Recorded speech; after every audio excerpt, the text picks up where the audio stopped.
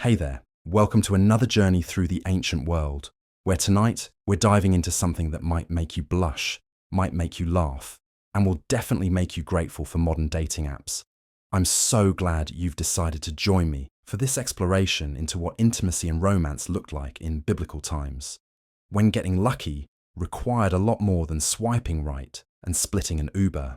Before we begin, I'd love to know where you're listening from and what time it is in your corner of the world. There's something oddly comforting about knowing we're all drifting through these ancient stories together, no matter where we are. If this kind of historical storytelling helps you unwind and drift off to sleep, feel free to subscribe and let me know in the comments. But only if it genuinely brings you peace. Now, settle in, dim the lights, maybe grab a warm drink, and let's ease into tonight's tale together. Because what we're about to explore isn't just about physical intimacy.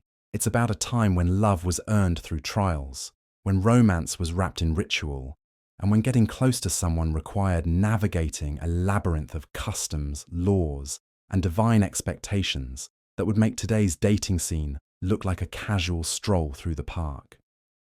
Picture this. It's 2025, and you're scrolling through your phone at 2 a.m. Doom scrolling through faces like you're shopping for groceries. Someone catches your eye. You match, exchange a few messages, meet at a trendy bar, and by midnight, you're back at someone's apartment, no strings attached, no consequences considered. The morning after, you're both back to your separate lives, having shared the most intimate physical act humans can experience with someone whose last name you might not even know. Now, let me take you back 3,000 years, to a world where the very idea of casual intimacy would have been not just scandalous, but potentially deadly.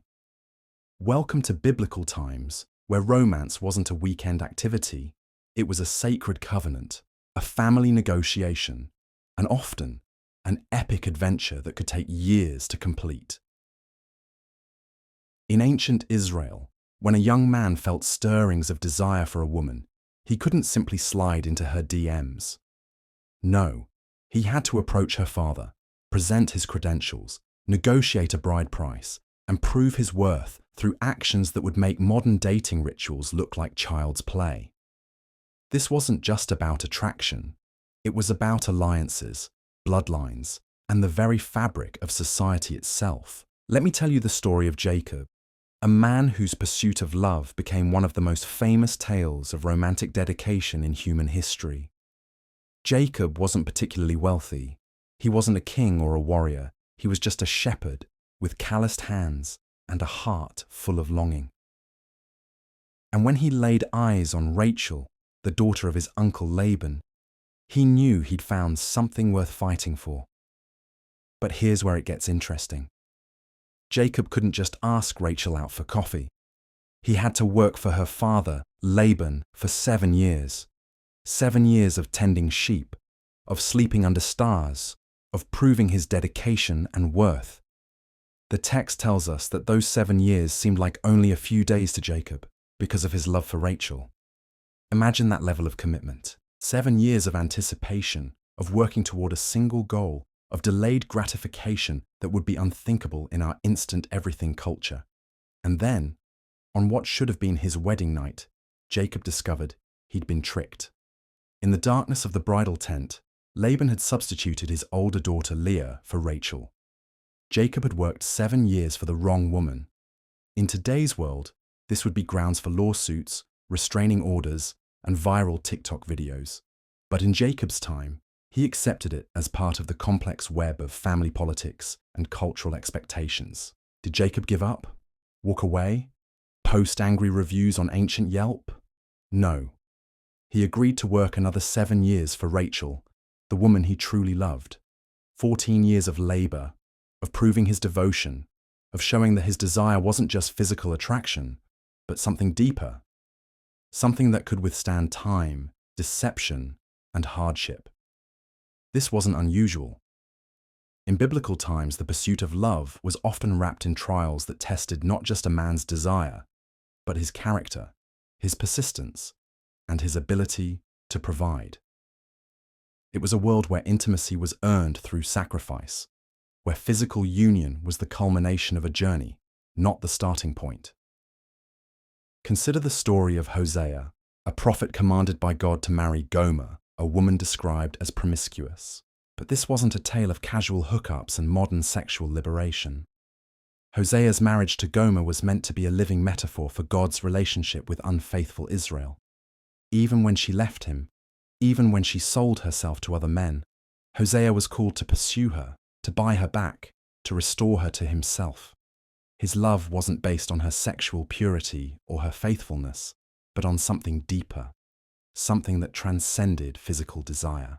The contrast with today's dating culture is stark. We live in a world where people can have multiple sexual partners in a single weekend, where intimacy has been separated from commitment, where the physical act that was once reserved for marriage has become as casual as sharing a meal. We swipe through potential partners like we're browsing a menu, making decisions based on filtered photos and carefully curated profiles.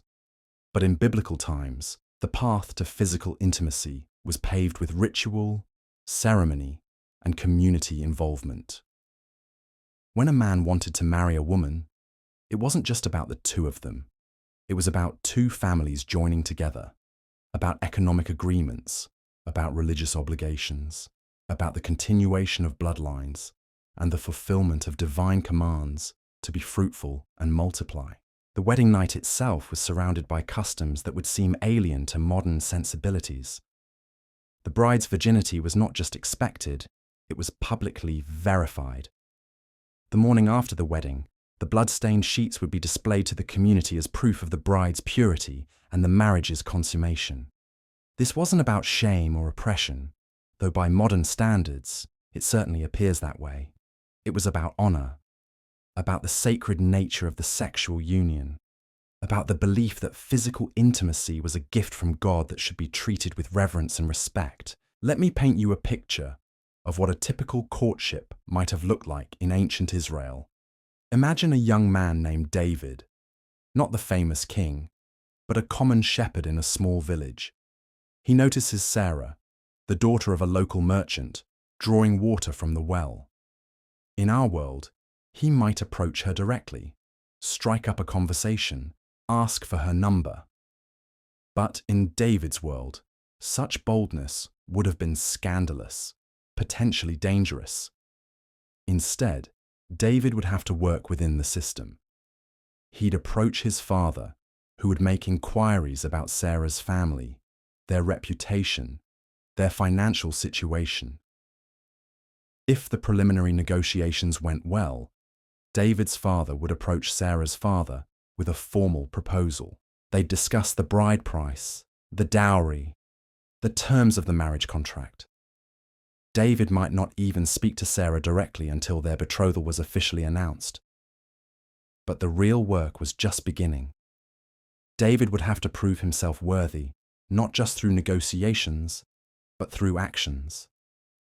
He might have to demonstrate his ability to provide by increasing his flock, by showing his skill as a shepherd, by proving his faithfulness to God through religious observance. The courtship period could last months or even years, during which David and Sarah would be technically engaged but not yet married, living in a state of anticipation and preparation. Compare this to the modern hookup culture, where people meet, connect physically, and often never see each other again.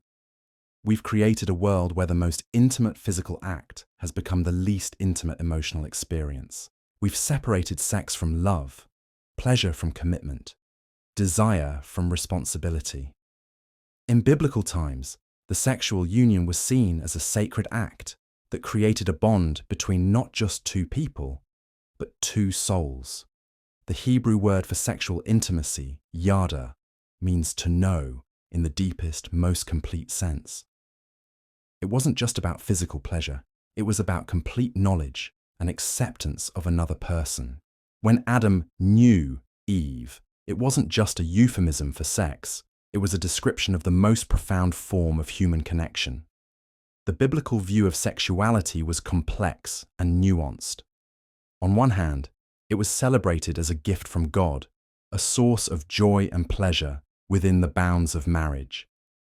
The Song of Solomon, one of the most beautiful love poems ever written, is explicitly erotic, celebrating the physical attraction between lovers with imagery that would make modern romance novels blush.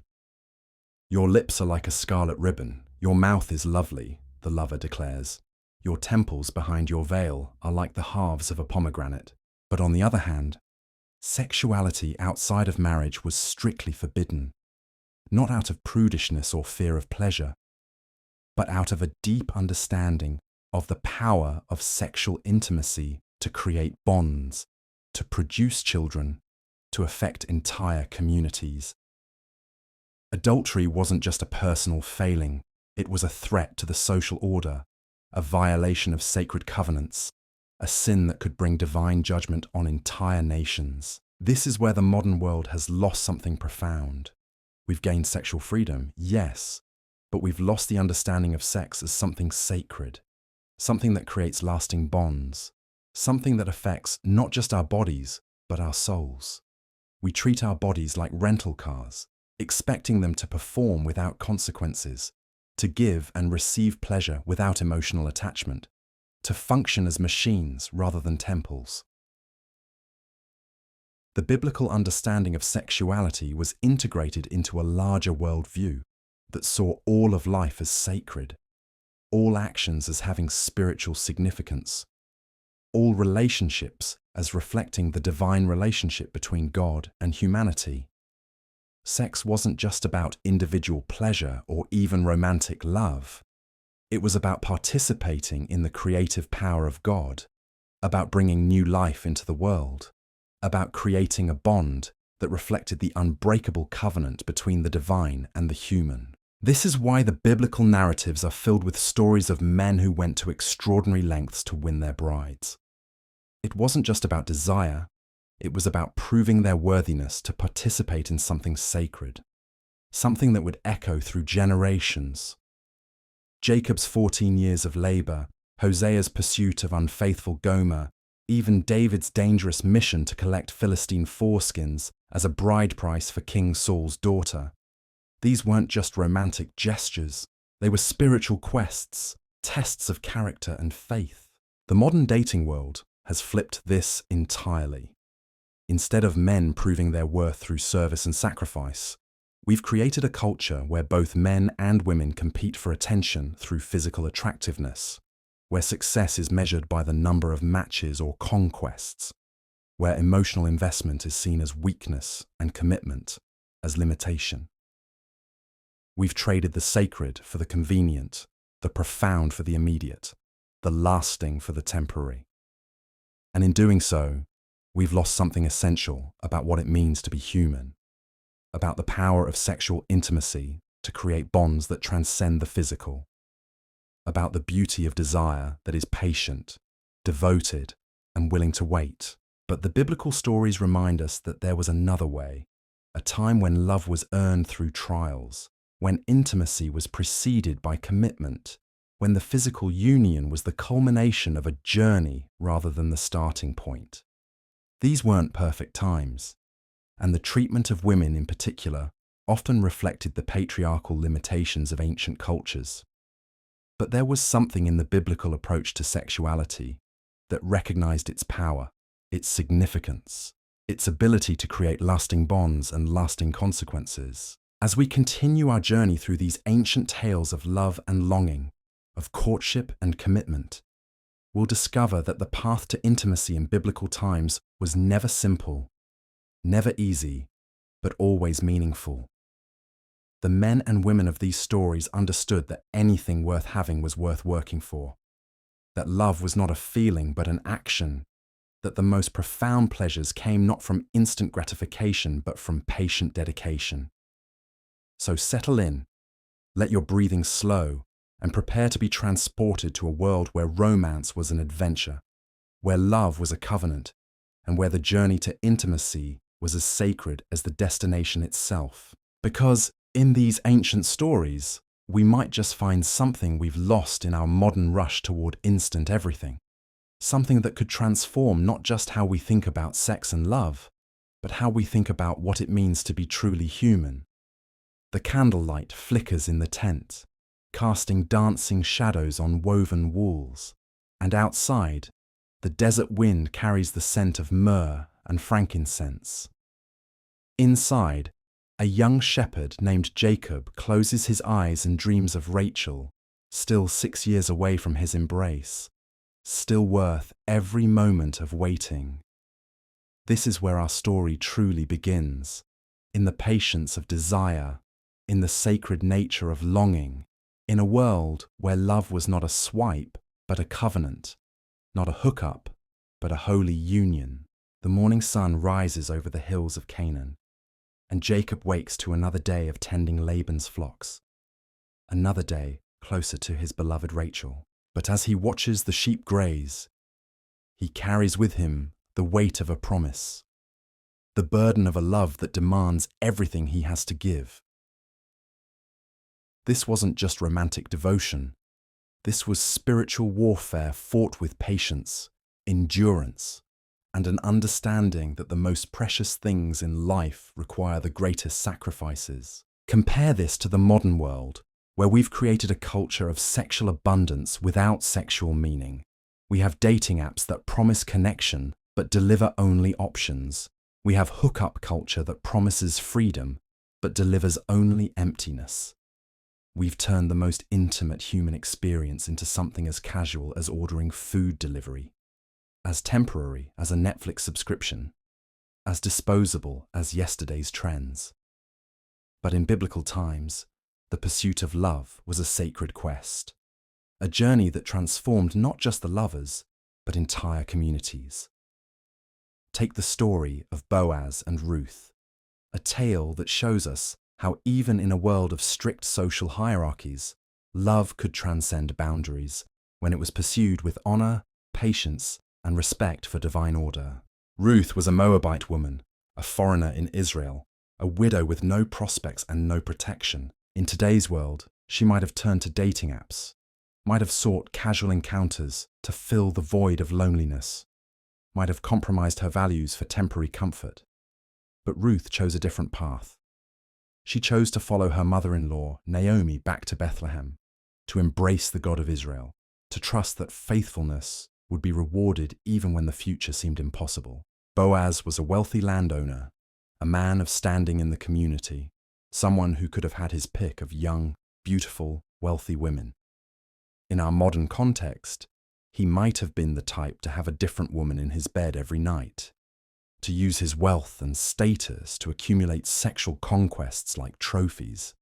But Boaz was governed by a different set of values, a different understanding of what it meant to be a man of worth. When Boaz first noticed Ruth gleaning in his fields, he didn't approach her with pickup lines or smooth talk. He inquired about her character, her story, her faithfulness to her mother-in-law. He was drawn not just to her physical beauty, but to her loyalty, her work ethic, her devotion to family. This was a man who understood that true attraction goes deeper than surface appearance, that lasting love is built on shared values and mutual respect. But even then, Boaz couldn't simply ask Ruth out for dinner. The path to their union was governed by ancient laws of kinship, by the practice of levirate marriage, by social customs that required careful navigation. There was another man, a closer relative, who had the first right to redeem Ruth and marry her. Boaz had to wait, had to work within the system, had to prove his case before the elders at the city gate. Picture this scene. Boaz sitting at the gate of Bethlehem, waiting for the nearer kinsman to arrive. The morning sun beats down on the dusty ground as elders gather, as witnesses assemble, as the formal process of redemption begins. This wasn't a casual conversation over coffee. This was a legal proceeding, a public declaration, a community event that would determine not just the fate of two individuals, but the continuation of a family line. The nearer kinsman initially agreed to redeem the land that belonged to Ruth's deceased husband. But when he learned that marrying Ruth came with the obligation to raise up children in her dead husband's name, to potentially complicate his own inheritance, he backed down. "I cannot redeem it," he declared, "lest I ruin my own inheritance. You redeem it yourself, for I cannot redeem it." And so Boaz, patient Boaz, faithful Boaz, was finally free to claim Ruth as his bride. But notice what happened here. This wasn't about conquest or possession. This was about redemption, about restoration, about taking responsibility for someone who had no other protection. Boaz didn't just want Ruth for her beauty or her youth. He wanted to provide for her, to honor her, to create a legacy that would echo through generations. The wedding night of Boaz and Ruth would have been preceded by celebration, by community blessing, by recognition that this union was not just about two people, but about the continuation of God's plan for his people. The physical intimacy they shared was the culmination of a process that involved entire families, entire communities, entire systems of law and custom designed to protect and honor the sacred nature of sexual union. Contrast this with modern hookup culture, where people meet at bars, clubs, or through apps, share the most intimate physical experience possible, and then return to their separate lives as if nothing significant has happened. We've created a world where the most powerful human bonding experience has been stripped of its meaning, where the act that was designed to create lasting connection has become a temporary pleasure, where the physical union that was meant to reflect spiritual reality has become purely biological. The biblical understanding of sexuality was never just about individual pleasure or even romantic love. It was about participating in the creative power of God, about bringing new life into the world, about creating bonds that would last not just for a lifetime, but for generations. When Boaz and Ruth came together, they weren't just satisfying physical desire, they were fulfilling divine purpose, creating a lineage that would eventually lead to King David and, according to Christian belief, to Jesus himself. This is why the biblical narratives treat sexuality with such reverence and such seriousness. Every sexual encounter had consequences, not just for the individuals involved, but for their families, their communities, their descendants. There was no such thing as casual sex, because there was no such thing as casual humanity. Every person was created in the image of God. Every body was a temple. Every sexual union was a reflection of the divine relationship between God and his people. Consider the story of Judah and Tamar, a complex and disturbing tale that nevertheless illustrates the high stakes of sexual morality in biblical times. Tamar was married to Judah's eldest son, who died before she could bear him children. According to the law of levirate marriage, she should have been given to Judah's second son to raise up children in her dead husband's name.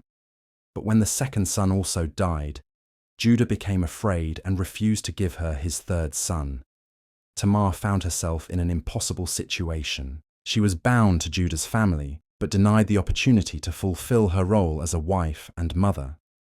In desperation, she disguised herself as a prostitute and seduced Judah himself, becoming pregnant with twins. When Judah discovered what had happened, he was forced to acknowledge his own failure to provide for her according to the law. This story might seem sordid by modern standards, but it illustrates something profound about the biblical understanding of sexuality and justice. Tamar's actions, though deceptive, were motivated by her desire to fulfill her God-given role as a mother, to continue the family line, to find her place in the larger story of God's people. She wasn't seeking casual pleasure or temporary satisfaction. She was fighting for her future, for her identity, for her right to participate in the continuation of the covenant. The men in these stories weren't just pursuing physical satisfaction. They were pursuing their destinies, their roles in the unfolding drama of salvation history. Jacob's 14 years of labor weren't just about winning Rachel. They were about proving his worthiness to be a patriarch of Israel, to father the 12 tribes, to carry forward the promises made to Abraham and Isaac. David's dangerous mission to collect Philistine foreskins as a bride price for Michal wasn't just about impressing King Saul. It was about demonstrating his courage, his faithfulness to God, his readiness to take on the responsibilities of leadership. The sexual union that followed wasn't just about romantic love. It was about creating alliances, about establishing David's place in the royal family, about setting the stage for his eventual rise to the throne. Even Solomon, famous for his many wives and concubines, wasn't simply indulging in sexual excess. His marriages were political alliances, diplomatic strategies, ways of maintaining peace with neighboring nations. The physical intimacy he shared with these women was part of a larger political and spiritual reality, though the biblical narrative makes clear that this multiplicity of relationships ultimately led to his spiritual downfall. The contrast with modern dating culture becomes even more stark when we consider the role of time and patience in biblical courtship. In our world of instant gratification, we expect immediate results, immediate satisfaction, immediate connection. We swipe through potential partners in seconds, make decisions based on split-second impressions, and move on quickly when things don't work out immediately. But the biblical narratives are filled with stories of waiting, of patience, of love that endures through years of separation and hardship. Isaac waited for Rebekah, chosen for him by his father's servant after a long journey and careful selection process. Moses waited for Zipporah, meeting her at a well in Midian during his 40 years of exile. Joseph waited for his reunion with his family, his brothers, his father, through years of slavery and imprisonment. This patience wasn't passive resignation, it was active faith, a belief that God was working through time to bring about his purposes, that the waiting itself was part of the preparation, that the delays and obstacles were opportunities for character development and spiritual growth. The men and women of these stories understood that the best things in life couldn't be rushed, that true love required not just attraction, but alignment, not just desire, but divine blessing. The physical consummation of these relationships was precious precisely because it was preceded by such long periods of anticipation, such careful preparation, such thorough consideration of consequences. When Jacob finally held Rachel in his arms, when Boaz finally took Ruth as his wife, when Isaac finally met Rebekah, the physical union was the culmination of a journey that had transformed everyone involved. This is what we've lost in our modern approach to sexuality. We've separated the physical from the spiritual, the temporary from the eternal, the individual from the communal. We've created a culture where sex is about personal pleasure rather than divine purpose, where intimacy is about momentary satisfaction rather than lasting connection, where the body is seen as a machine for pleasure rather than a temple for worship. The biblical understanding of sexuality was integrated into a larger worldview that saw all of life as sacred, all actions as having eternal significance, all relationships as reflecting the divine relationship between God and humanity. Sex wasn't just about biology or psychology, it was about theology, about participating in the creative power of God, about reflecting the passionate love between the divine and the human.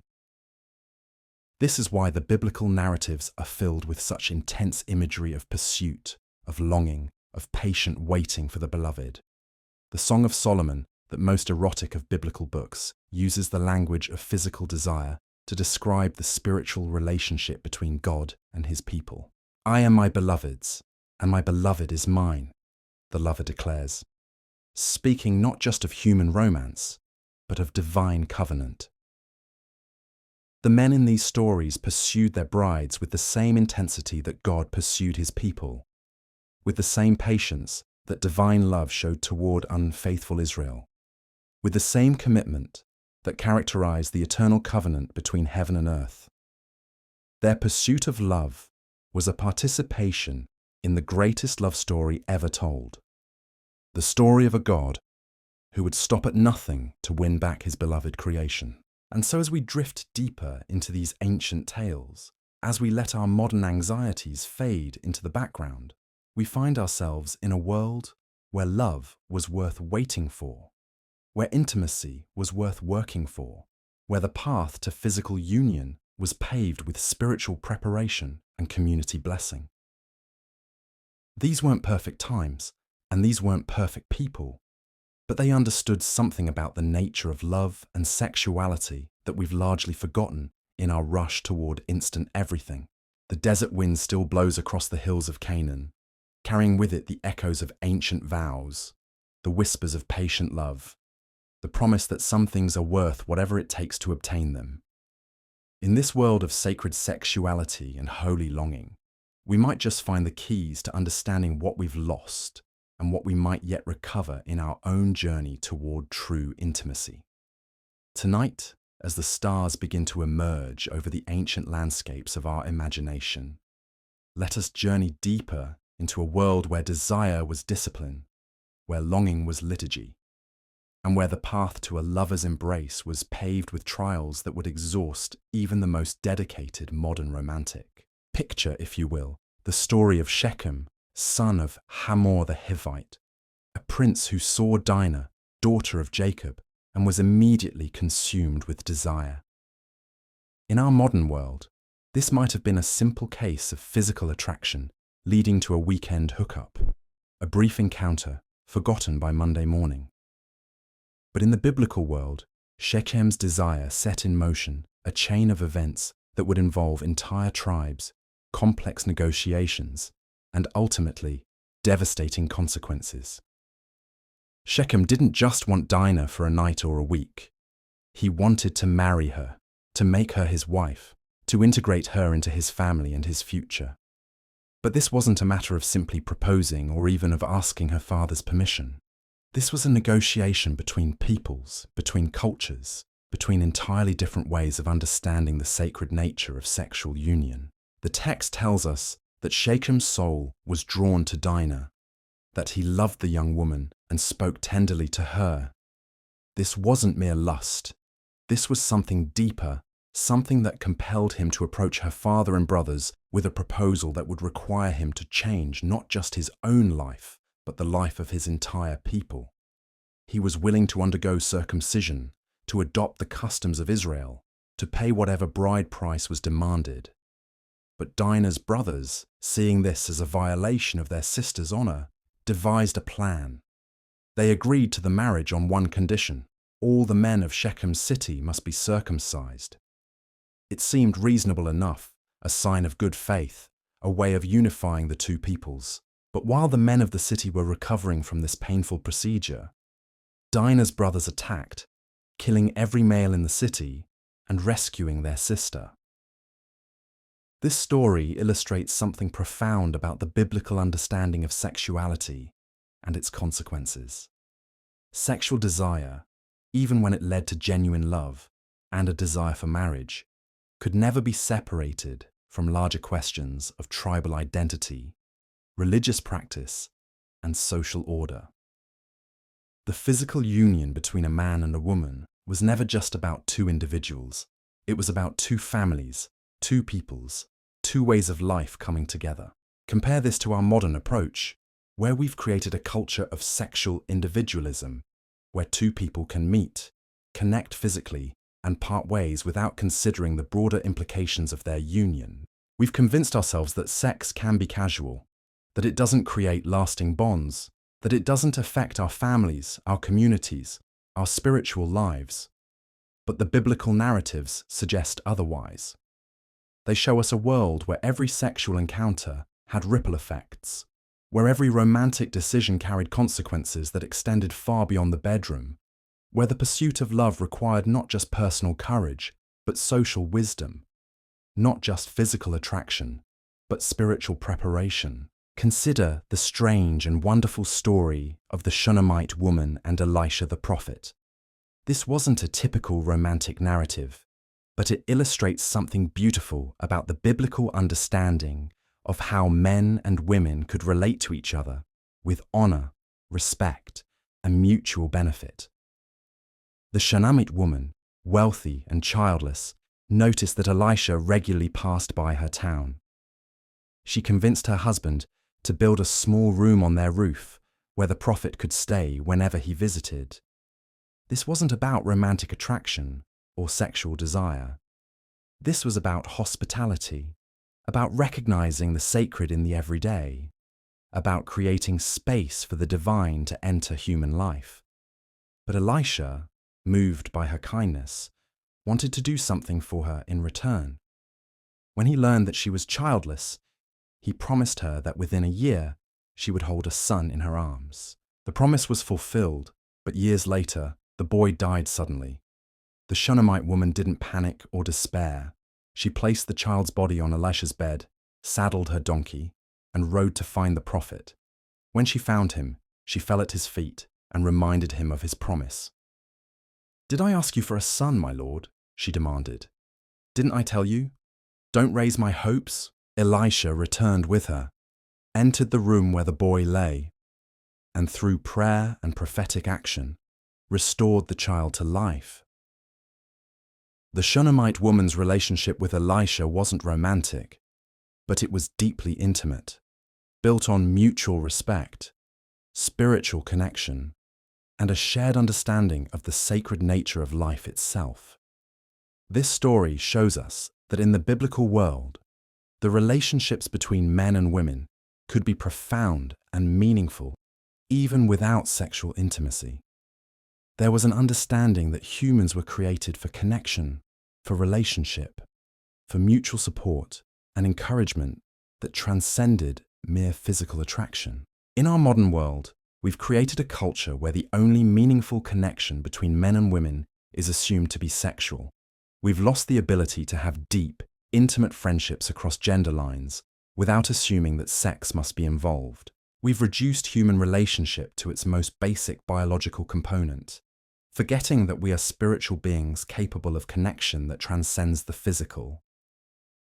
The biblical narratives remind us that there was another way, a time when men and women could relate to each other as whole persons, when intimacy could be emotional and spiritual without necessarily being sexual, when the pursuit of love was understood to be about much more than physical gratification.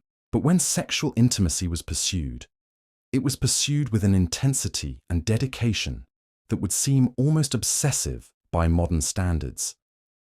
Take the story of Amnon and Tamar, a dark tale that illustrates both the power of sexual desire and the devastating consequences of pursuing it without wisdom, patience, or respect for divine order. Amnon was the son of King David, a prince who should have had access to any woman he desired.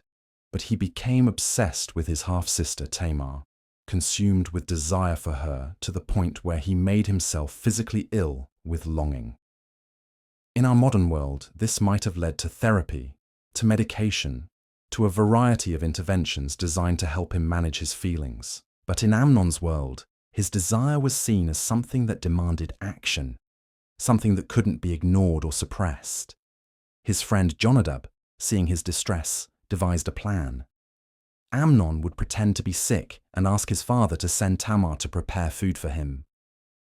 When she came, he would be alone with her, and he could make his move. The plan worked. But when Amnon finally had Tamar alone, when he finally had the opportunity to act on his desire, something terrible happened. He forced himself on her, violating not just her body but the sacred trust between family members, the laws of Israel, and the divine order that governed sexual relationships. But here's what's most striking about this story. Immediately after the assault, Amnon's desire turned to hatred. The text tells us that the hatred with which he hated her was greater than the love with which he had loved her. This wasn't love at all. It was obsession, possession, the desire to consume rather than cherish. Tamar, devastated and dishonored, begged Amnon to marry her. "Don't send me away," she pleaded. "This wrong in sending me away is greater than the other that you did to me." Even in her violation, she understood that sexual intimacy created bonds, that it carried obligations, that it couldn't be treated as a casual encounter without consequences.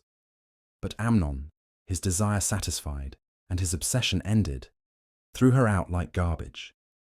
He had reduced her to an object of his lust, used her for his pleasure, and then discarded her when she was no longer useful to him.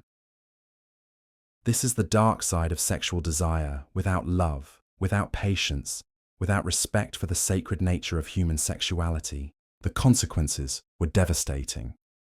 Tamar's brother Absalom eventually killed Amnon in revenge, setting in motion a chain of events that would tear David's family apart, divide the kingdom, and lead to years of civil war. One moment of sexual violence, one act of treating sexuality as mere physical gratification, had consequences that echoed through generations. This story serves as a stark warning about the dangers of pursuing sexual desire without wisdom, without patience, without respect for the sacred nature of human sexuality. It shows us what happens when we treat other people as objects for our gratification rather than as souls created in the image of God. In our modern world, we've created a culture that encourages exactly this kind of objectification. We have pornography that reduces human sexuality to mere physical performance, dating apps that encourage us to judge people based on their appearance alone, hookup culture that treats sexual partners as temporary entertainment rather than eternal souls. The biblical narratives offer us a different vision, a world where sexuality was understood to be sacred, where sexual desire was channeled through patience and commitment, where the physical union between a man and a woman was seen as a reflection of the spiritual union between God and humanity. This is why the biblical stories of romantic pursuit are so intense, so demanding, so focused on character and commitment rather than mere attraction. The men in these stories understood that they were pursuing not just a physical partner, but a spiritual companion, someone who would share their life, their faith, their destiny. Take the story of Abraham's servant searching for a wife for Isaac. This wasn't a casual dating scenario. This was a divine mission, a search for someone who would become the mother of the chosen people, who would carry forward the promises made to Abraham and his descendants. The servant traveled hundreds of miles carrying gifts and provisions, praying for divine guidance, seeking not just a beautiful woman, but one whose character would prove her worthy of such a sacred calling. When he reached the city of Nahor, he prayed a specific prayer. "O Lord, God of my master Abraham, please grant me success today and show steadfast love to my master Abraham. Behold, I am standing by the spring of water, and the daughters of the men of the city are coming out to draw water. Let the young woman to whom I shall say, 'Please let down your jar that I may drink,' and who shall say, 'Drink, and I will water your camels also,' let her be the one whom you have appointed for your servant Isaac." This prayer reveals something profound about the biblical understanding of romantic compatibility. The servant wasn't looking for someone who was merely beautiful or wealthy or socially connected. He was looking for someone whose character would be revealed through her actions, someone who would show kindness to strangers, generosity to animals, willingness to go above and beyond what was required. When Rebekah appeared and fulfilled the exact conditions of his prayer, the servant knew he had found not just a wife for Isaac, but a partner chosen by God himself. The physical attraction, the romantic feelings, the sexual desire would all follow, but they would be built on a foundation of character, faith, and divine approval. The courtship that followed was elaborate and formal, involving negotiations between families, the exchange of gifts, the blessing of relatives, and careful attention to custom and ceremony. When Rebekah finally agreed to go with the servant to meet Isaac, she was embarking on a journey that would change not just her own life, but the destiny of nations. The text tells us that Isaac was meditating in the field when he saw the caravan approaching.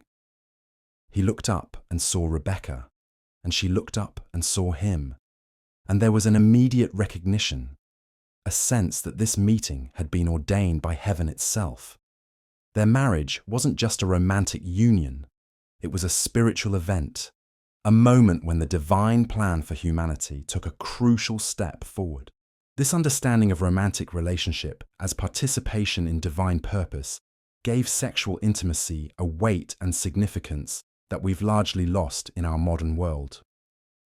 The biblical couples weren't just satisfying personal desires, they were fulfilling cosmic purposes, participating in the ongoing creation of the world, reflecting the love between God and humanity. The physical union that followed their marriage was precious, not just because it brought pleasure, but because it was the culmination of a process that had involved prayer, patience, divine guidance, and community blessing. It was the beginning of a partnership that would last not just for their lifetime, but for eternity. A bond that would be tested by trials, strengthened by shared faith, and ultimately vindicated by the birth of children who would carry forward the promises of God. This is what we've lost in our modern approach to sexuality.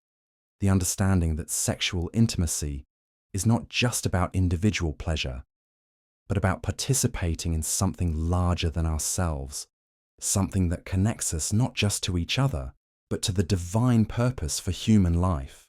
The biblical narratives remind us that there was another way, a time when sexual desire was understood to be a sacred gift, when the pursuit of love required not just attraction, but commitment, not just desire, but discipline, not just passion, but patience. In these ancient stories, we find not just entertainment, but instruction, not just history, but hope for a different way of understanding love, sexuality, and human relationship. As the night deepens and the ancient stories continue to unfold, we find ourselves transported to a world where love was worth waiting for, where intimacy was worth working for, where the path to physical union was understood to be a sacred journey that transformed not just the lovers, but everyone around them. In this world of patient desire and holy longing, we might just discover what we've been missing in our modern rush toward instant gratification. The oil lamps flicker in the tents of the patriarchs, casting dancing shadows on the walls as men dream of women they have yet to meet, women they will spend years pursuing, women who will become not just their wives, but their partners in the great adventure of faith. This is where romance becomes pilgrimage, where desire becomes devotion, where the journey toward love becomes a journey toward God Himself. The desert wind carries the scent of acacia wood and burning olive oil as we find ourselves in the court of King Saul, where a young shepherd named David has just slain a giant with nothing but a stone and an unshakable faith in God. The victory has made him famous throughout Israel, but fame in the ancient world came with complications that would make modern celebrity culture seem like a gentle breeze. David's triumph over Goliath had caught the attention of more than just the common people. It had captured the heart of Michal, King Saul's daughter, a princess who had watched this shepherd boy do what seasoned warriors dared not attempt. In our modern world, this might have been the beginning of a fairy tale romance, a celebrity couple making headlines, perhaps a wedding special broadcast to millions. But in David's world, loving a princess meant navigating a web of politics, jealousy, and divine calling that would test not just his courage, but his very soul. King Saul, initially impressed by David's victory, soon began to see the young man as a threat to his throne. The people sang, "Saul has slain his thousands, and David his tens of thousands."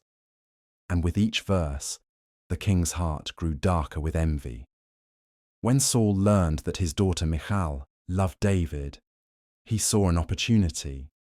Instead of the usual bride price of silver or livestock, Saul made a demand that would have sent any reasonable suitor running for the hills. "Bring me 100 foreskins of the Philistines," he commanded, "as vengeance on the king's enemies." This wasn't just an unusual wedding gift request. This was a death sentence disguised as a dowry. Saul was counting on David being killed in the attempt, solving his political problem while appearing to honor his daughter's wishes. The Philistines were Israel's fiercest enemies, uncircumcised warriors who showed no mercy to Hebrew raiders. But David, driven by love and perhaps a touch of youthful recklessness, accepted the challenge. He didn't just meet Saul's demand, he exceeded it, returning with 200 Philistine foreskins as proof of his devotion to Michal. Imagine the dedication required for such a task. This wasn't a weekend adventure or a heroic gesture that could be completed in an afternoon.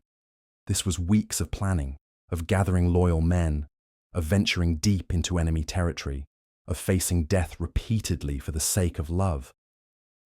The modern equivalent would be like asking someone to single-handedly take on a military operation, to risk their life not once, but dozens of times, to prove their worthiness through acts of warfare that would make Navy SEALs pause.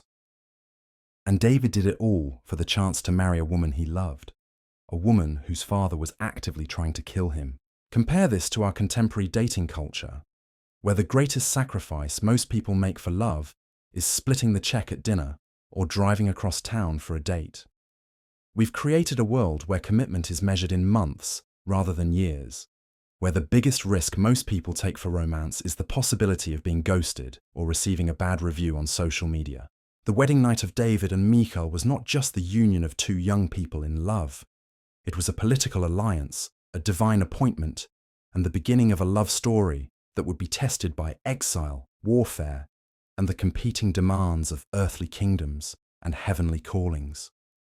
Their physical intimacy was precious, not just because it had been earned through such dangerous trials, but because it represented the culmination of a journey that had required David to risk everything he held dear.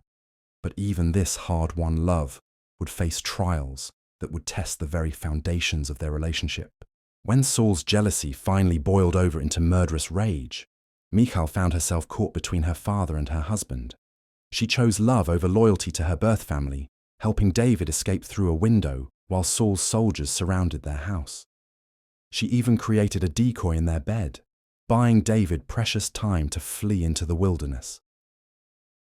For years, David lived as an outlaw, hiding in caves, gathering a band of followers, constantly on the run from Saul's armies.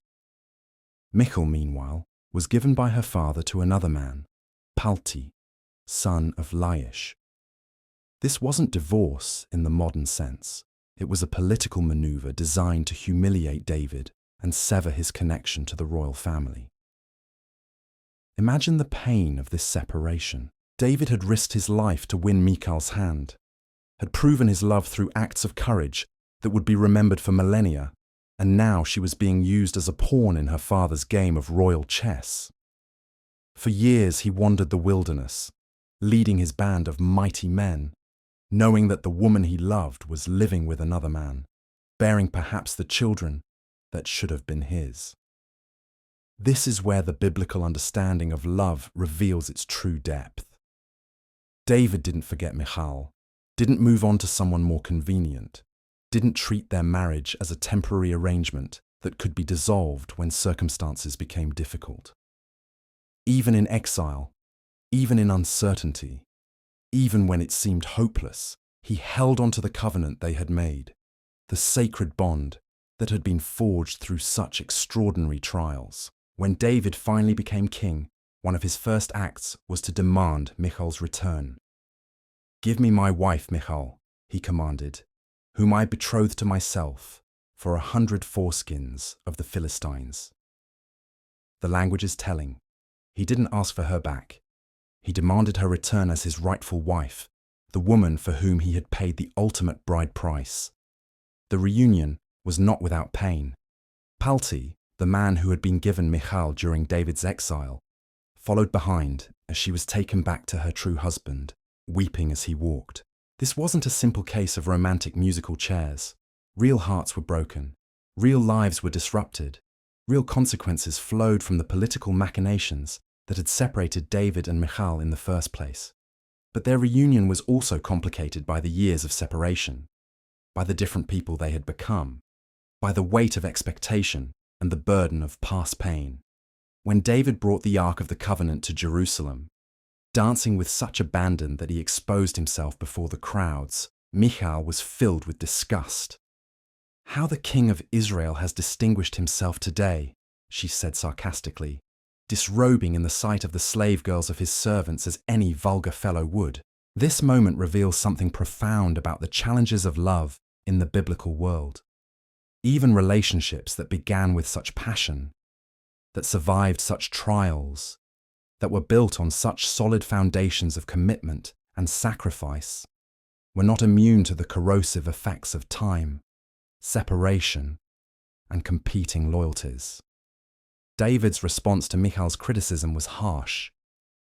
"It was before the Lord, who chose me rather than your father, or anyone from his house when he appointed me ruler over the Lord's people Israel.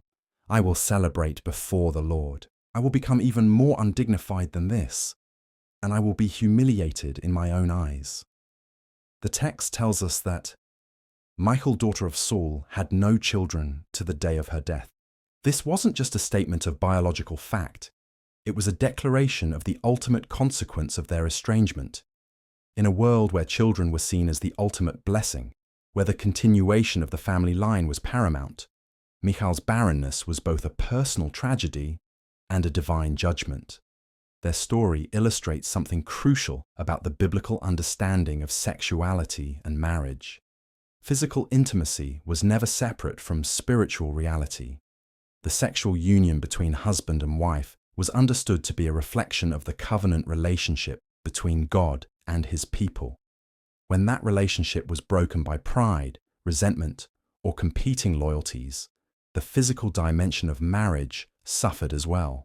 This is radically different from our modern approach to sexuality, where we've convinced ourselves that sex can be separated from every other aspect of human experience.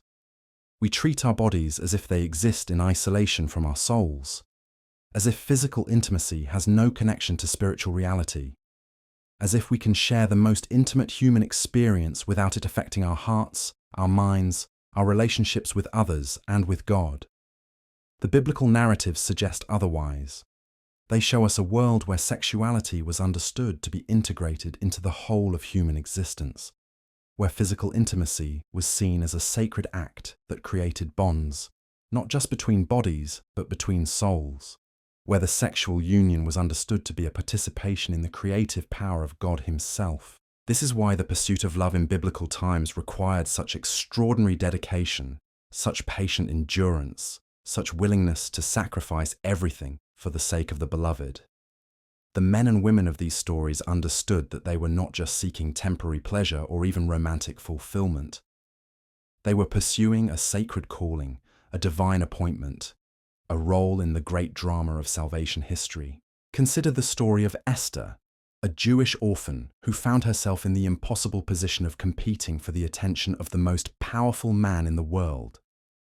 King Ahasuerus of Persia had banished his queen, Vashti, for the crime of refusing to display her beauty before his drunken courtiers. Now he was searching for a replacement, and young women from across the empire were being gathered to his palace for what amounted to an ancient beauty pageant with ultimate stakes. Esther's path to the king's bed was not a romantic journey, but a survival strategy orchestrated by her cousin Mordecai. She spent a full year in preparation, 6 months with oil of myrrh, and 6 months with perfumes and cosmetics. This wasn't a spa day or a makeover. This was a complete transformation, a preparation for a role that would require her to please a man who had absolute power over life and death. When Esther finally came before the king, she found favor in his eyes above all the other women. He set the royal crown on her head and made her queen, holding a great banquet in her honor. But this wasn't a fairy tale romance. It was a political arrangement that would ultimately serve God's purposes in protecting the Jewish people from genocide. Esther's story reveals something important about the biblical understanding of sexuality and power. Even in situations where romance seemed impossible, where love appeared to be absent, where the sexual union seemed to be nothing more than political necessity, there was still the possibility of divine purpose, of sacred calling, of participation in something larger than individual desire. The physical intimacy that Esther shared with Ahasuerus was not based on mutual attraction or romantic love. It was a strategic necessity, a way of positioning herself to save her people when the moment of crisis arrived. Yet, even this seemingly transactional relationship was used by God to accomplish his purposes, to protect his people, to demonstrate his sovereignty over the affairs of nations. This is a far cry from our modern understanding of sexuality, where we've reduced the sexual act to a matter of personal choice, individual pleasure, and temporary satisfaction. We've lost the understanding that sexuality is always political, always spiritual, always connected to larger purposes and greater meanings than we might initially recognize. The biblical narratives remind us that there was another way of understanding human sexuality, a way that recognized its power not just to bring pleasure, but to create bonds, to establish alliances, to participate in divine purposes, to reflect spiritual realities. In this understanding, the pursuit of love was never just about individual fulfillment, but about finding one's place in the great story that God was writing through history. As we continue our journey through these ancient tales, we find ourselves in a world where love was costly, where intimacy was earned, where the path to physical union was understood to be a sacred journey that required not just desire but discipline, not just attraction but commitment, not just passion but patience. These stories remind us that the most precious things in life are often the most difficult to obtain, that the greatest loves are often forged in the crucible of trial and testing, that the most profound intimacy comes not from instant gratification, but from long obedience in the same direction.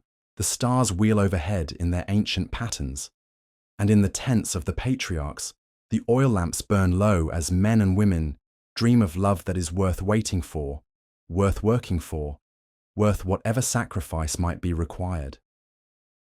In this world of sacred sexuality and holy longing, we discover not just how different things were in biblical times, but how much we might have lost in our modern rush toward instant everything. The night deepens, and the ancient stories continue to unfold, each one a reminder that love, true love, has always required everything we have to give. In the patient devotion of Jacob, in the dangerous dedication of David, in the strategic courage of Esther, we find echoes of a truth that transcends time. That the most meaningful human experiences are often the most demanding. That the greatest joys come to those who are willing to pay the greatest price. And that in the end, love is not something we fall into, but something we choose, again and again, no matter what it costs. The flames in the temple courtyard dance higher as we turn to another tale, one that reveals just how far a man might go when desire becomes desperation, when love transforms into obsession, and when the pursuit of physical intimacy leads not to fulfillment, but to the darkest corners of human nature. In the palace of King David, there lived a prince named Amnon, heir to the throne, blessed with wealth, power, and every privilege that royal blood could provide. In our modern world, he would have been the type of man who had everything handed to him, who could have any woman he wanted with a simple swipe or a charming smile. But Amnon's desire fixed itself on someone forbidden, someone whose very presence in his life would test the boundaries of family, faith, and moral law. Her name was Tamar, his half-sister, daughter of David by another wife. She was beautiful, pure, devoted to God, everything that a young woman in Israel was supposed to be. And Amnon, watching her move through the palace corridors, became consumed with a longing that ate at him like a disease, that made him physically ill with wanting, that transformed the privileged prince into a hollow-eyed shadow of his former self. Picture this scene: Amnon lying on his bed, pale and wasted, unable to eat, unable to sleep, unable to think of anything but the woman he could never have. His friend Jonadab, seeing his condition, asked what was wrong. "I love Tamar," Amnon confessed, "my brother Absalom's sister." The words themselves were a confession of something that bordered on blasphemy, a desire that violated every law of God and man. But Jonadab, that friend whose counsel would prove more poisonous than any serpent's bite, had a solution.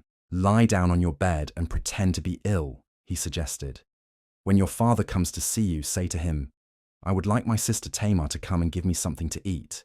Let her prepare the food in my sight so I may watch her and then eat it from her hand.'" The plan was deceptively simple, built on the foundation of family loyalty and the ancient duty of caring for the sick. David, seeing his son's apparent illness, readily agreed to send Tamar to tend to him. She came willingly, innocently, carrying the ingredients to make bread, expecting nothing more than to comfort her half-brother in his time of need.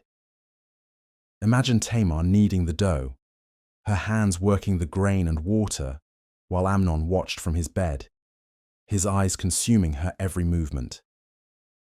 She shaped the bread, baked it in the fire, and brought it to him with the gentle care of a sister for her brother.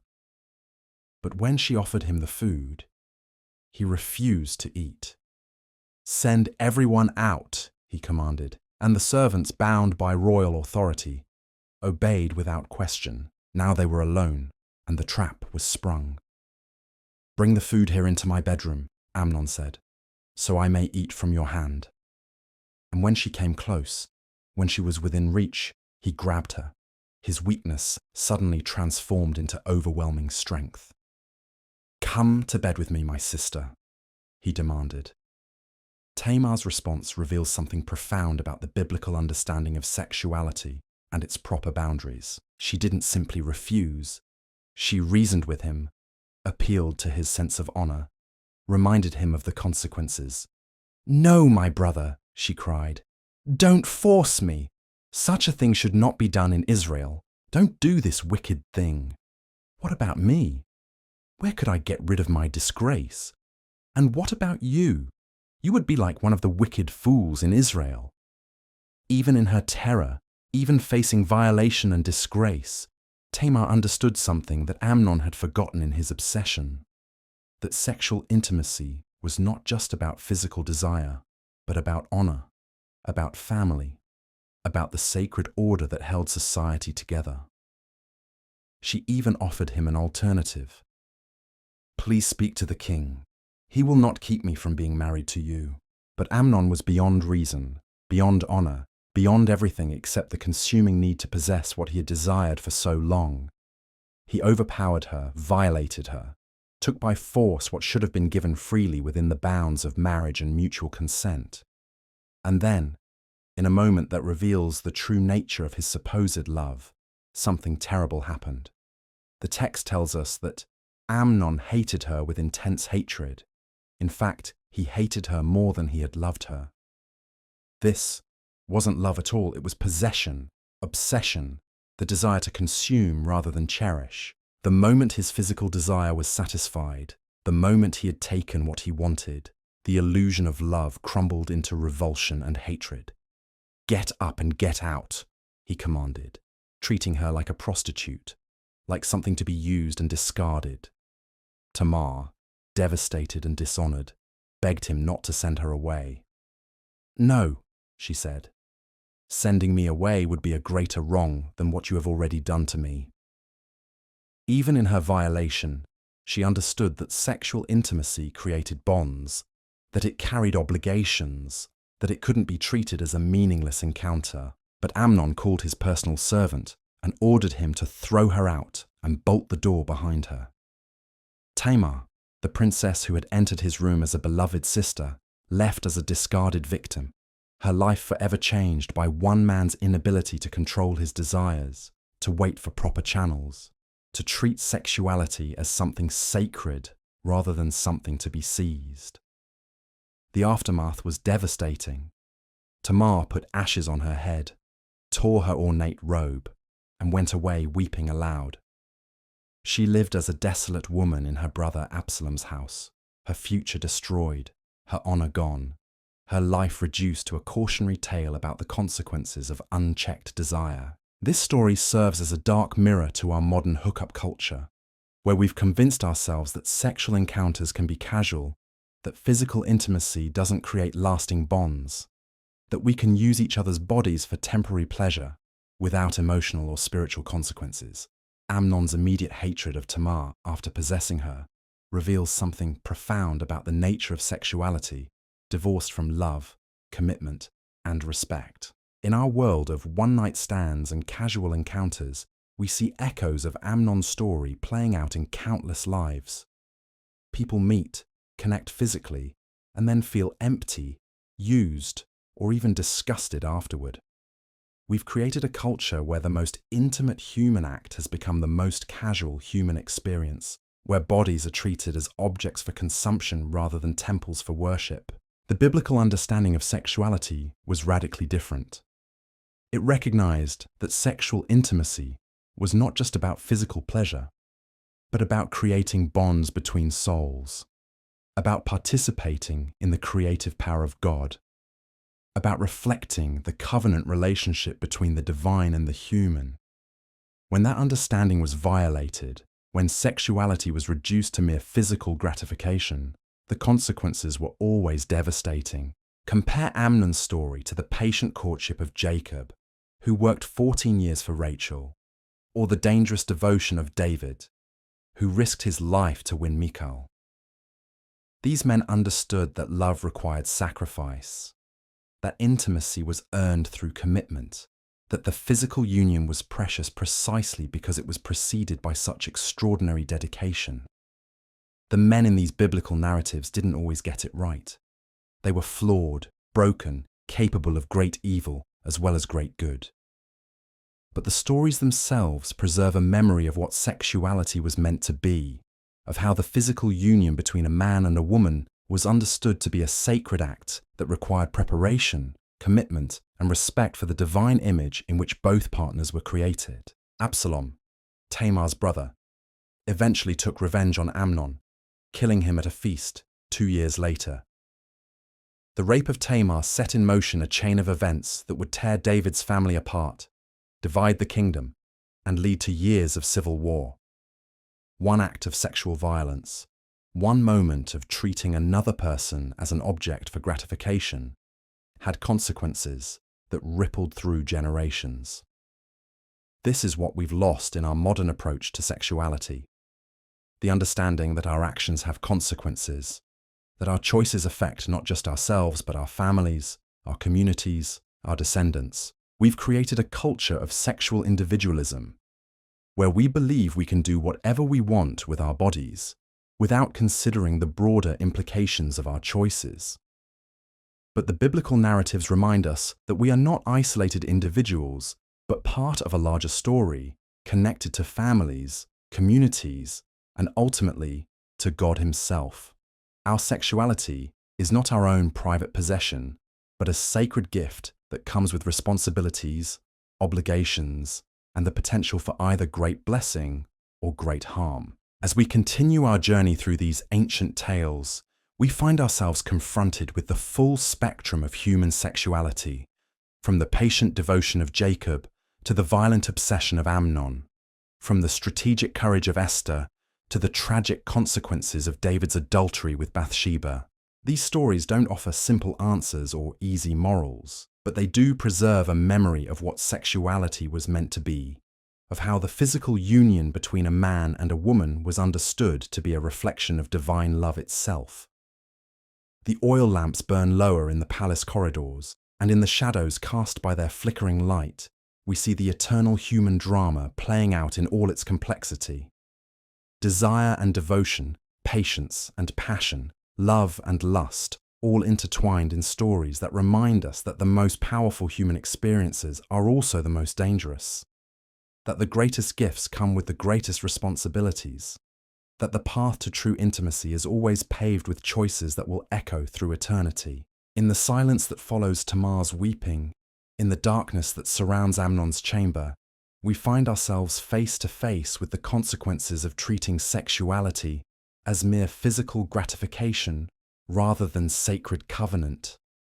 These ancient voices call to us across the centuries, reminding us that there was another way, a time when love was worth waiting for, when intimacy was worth working for, when the physical union between a man and a woman was understood to be a participation in the very creative power of God Himself. The night deepens, and the ancient stories continue to unfold, each one a reminder that in the realm of human sexuality there are no neutral choices, no casual encounters, no actions without consequences. In the patient devotion of some and the destructive obsession of others, we find a mirror for our own time, our own choices. our own understanding of what it means to be human, in a world where the most intimate experiences are also the most sacred. The desert wind carries the scent of myrrh and frankincense as we turn to yet another tale, one that reveals how even the wisest of men could be undone by the very desires they thought they had mastered. In the golden halls of Solomon's palace, where wisdom was supposed to reign supreme, we find a story that would make modern tabloids blush with envy. King Solomon, son of David, heir to the throne of Israel, was renowned throughout the world for his wisdom, his wealth, and his understanding of divine mysteries. In our modern era, he would have been the ultimate influencer, the man whose every word was analyzed, whose every decision was scrutinized, whose very presence commanded respect and attention. But Solomon's greatest weakness lay not in his mind, but in his heart, not in his inability to understand wisdom, but in his inability to apply it to his own desires. The text tells us that Solomon loved many foreign women, and the word loved here carries the weight of obsession, of desire that knew no boundaries, of passion that overrode every consideration of wisdom, faith, and divine calling.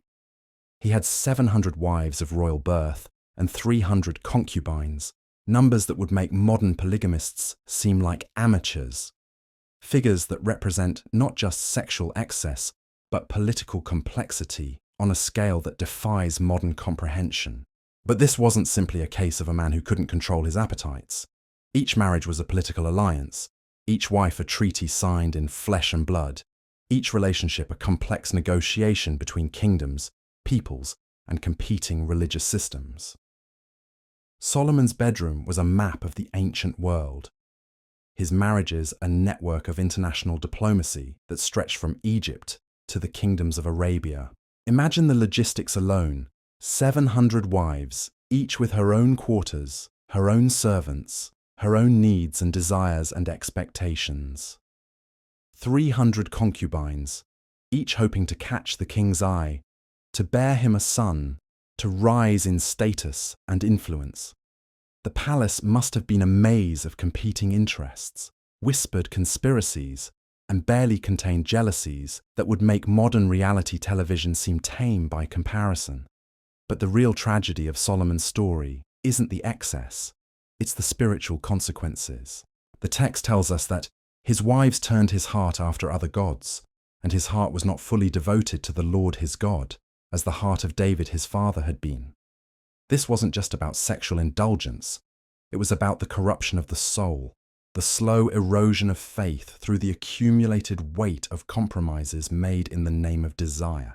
Each foreign wife brought with her not just beauty and political alliance, but religious practice, cultural customs, and spiritual influences that pulled Solomon away from the faith of his fathers. The man who had built the temple, who had prayed the most beautiful prayers in Hebrew literature, who had been visited by God himself, found himself building high places for foreign gods, offering sacrifices to idols, participating in religious practices that would have horrified his father David. The contrast with our modern understanding of sexuality is striking. We've created a culture where sexual choices are treated as purely personal decisions, where the idea that our intimate relationships might have spiritual consequences seems antiquated or even oppressive. We've convinced ourselves that we can separate our sexual lives from our spiritual lives, that what we do with our bodies has no connection to our souls. But Solomon's story suggests otherwise. It shows us how sexual relationships inevitably involve the whole person, how physical intimacy creates bonds that extend far beyond the bedroom, how the people we choose to love shape not just our emotions, but our values, our beliefs, our very understanding of what it means to be human. Consider the Queen of Sheba, who came from the ends of the earth to test Solomon's wisdom with hard questions. She arrived with a great caravan, with camels carrying spices, gold, and precious stones, drawn by reports of Solomon's fame and his relationship with the Lord.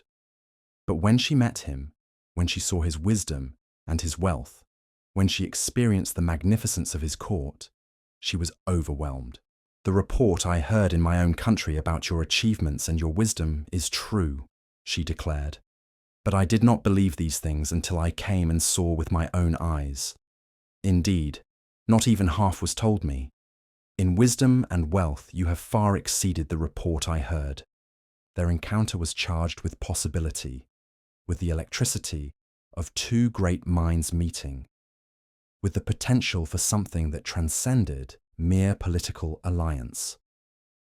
The text doesn't explicitly tell us that they became lovers, but the hints are there in the lavish gifts exchanged, in the careful attention to each other's desires, in the mutual admiration that sparked between them. If they did become intimate, it would have been a meeting of equals, a union of minds as well as bodies, a relationship built on mutual respect and shared fascination with the mysteries of existence. This would have been sexuality at its highest level, not mere physical gratification, but the joining of souls who recognized in each other something divine. But even this potential relationship was temporary. The Queen of Sheba returned to her own land, loaded with gifts from Solomon, carrying with her the memory of a man whose wisdom had captivated her, but whose commitments lay elsewhere. Their story becomes a reminder that in the ancient world, even the most profound connections were subject to the demands of duty, distance, and the inexorable pull of separate destinies. The tragedy of Solomon's sexual excess wasn't just that it led to spiritual compromise, but that it prevented him from experiencing the depth of connection that comes from focused devotion. With 700 wives and 300 concubines, he could never know any of them deeply, could never experience the kind of intimate partnership that his father David had found with Bathsheba in their later years, after the consequences of their adultery had been faced and forgiven. This is remarkably similar to our modern dating culture, where the abundance of options often prevents us from developing deep connections with any one person. We swipe through potential partners like Solomon collected wives, always wondering if someone better might be just around the corner, never fully investing in the relationships we have because we're constantly distracted by the possibilities we haven't yet explored. The biblical understanding of sexuality was built on the principle of exclusive devotion, of choosing one person and committing to them completely, of finding in that focused relationship a reflection of God's exclusive love for his people.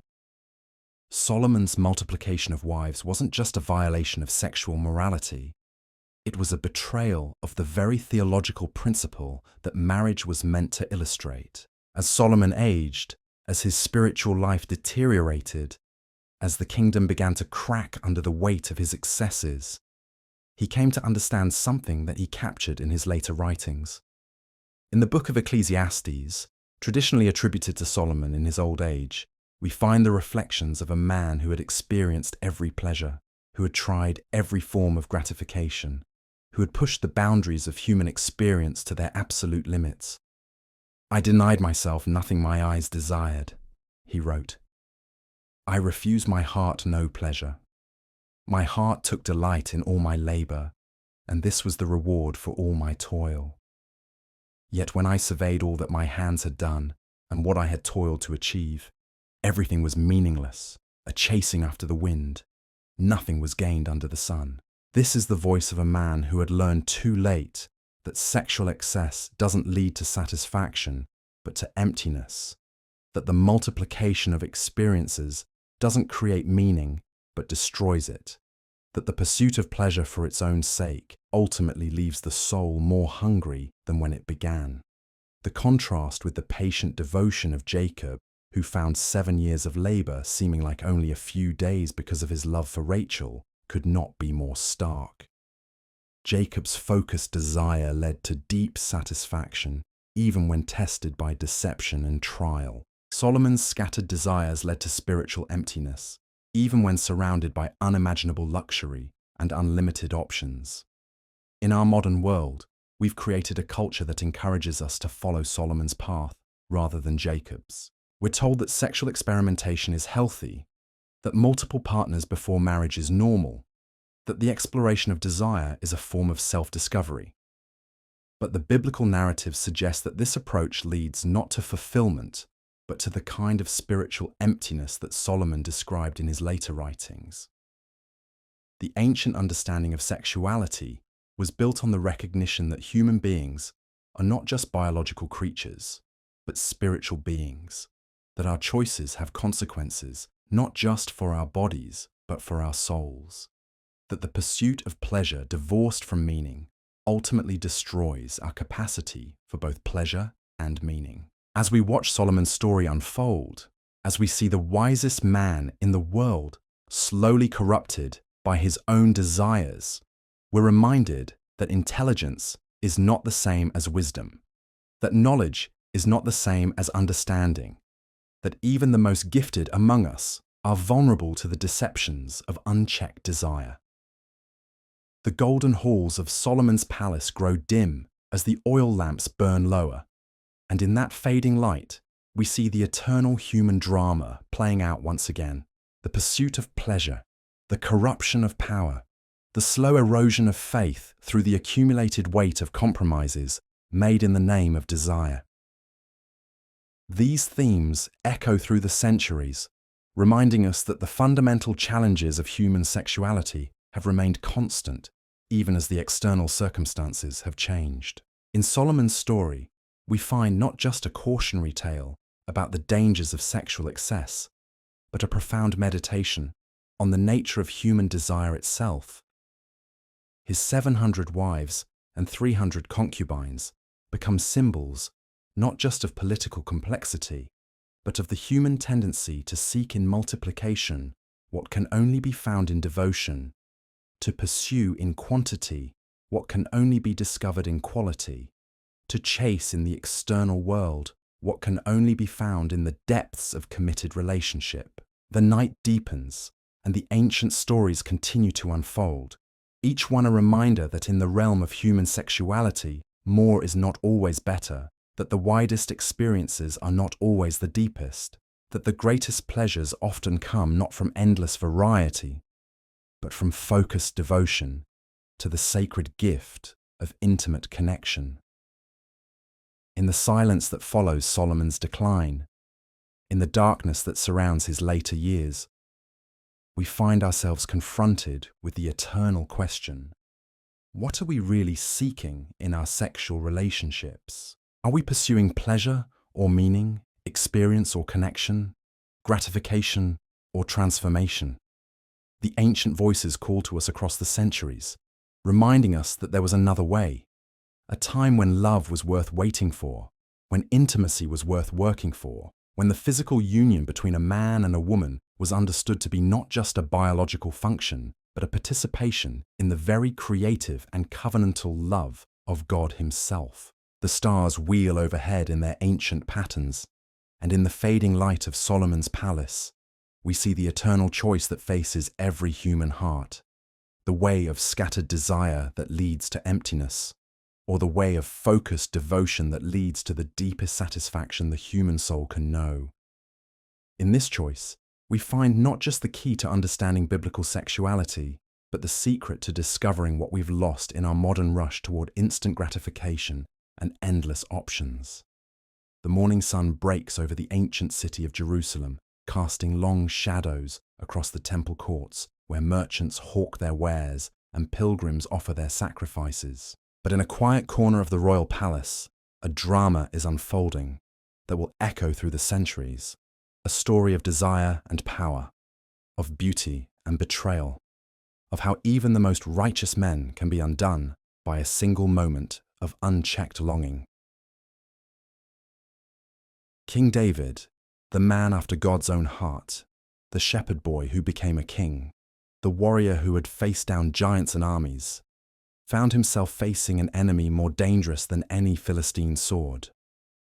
It was spring, the time when kings go off to war, but David had remained in Jerusalem while his armies fought under the command of Joab. Perhaps it was boredom. Perhaps it was the restlessness that comes with middle age, or perhaps it was simply the mysterious workings of human desire. But on this particular evening, David found himself walking on the roof of his palace, looking out over the city he ruled. What he saw would change not just his own life, but the entire trajectory of Israel's history. There, on a nearby rooftop, was a woman bathing.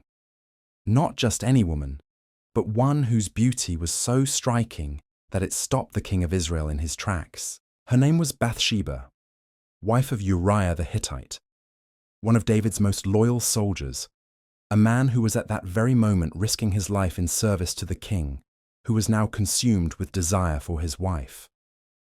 In our modern world, this might have been the beginning of a romantic comedy, a chance encounter that leads to a beautiful relationship.